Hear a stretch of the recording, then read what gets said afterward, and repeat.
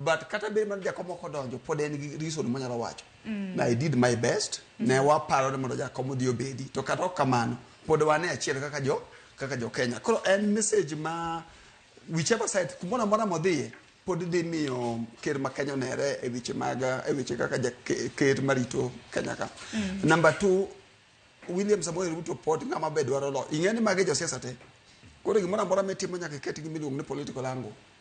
benefit mari te nango e gimi timoni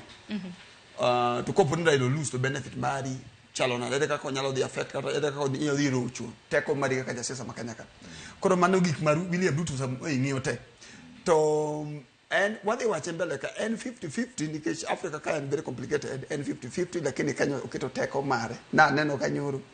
kata bang sade kusa wuoyo to neno ka Minister of Foreign Affairs ma South Africa wacho na pana wach chao en no wache gi sade wan kaka no chunge jakomja e kaka podiche mano temo ngisi campaign alafu kapo kuyo wi ingeni wang ni jakom Raila Amolo Odinga keto campaign mare AUC obedo international kata mara Amina Mohamed kane campaign ge Faki ngane ga ge Faki Macron netelon no ko biro ka kendo no kuket no wache media lakini no ker wach mapek kama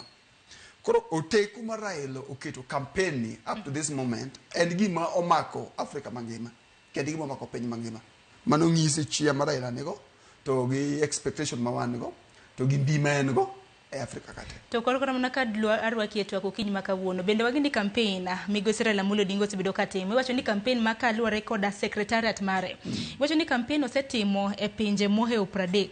to kiny makawuono kwang'iyo pinje mabende biro bedo kago kura gin pinje 48 pinje auchiel kende ema bende ok bibedo kago kura mano nyiso nang'o ang'eni to oganda samoro na obedo godo bang' milome mabende riwruok mag pinje mag Afrika mamilambo SADC nogolo ni gin koro gibiro bedo ka gisiro ja Madagascar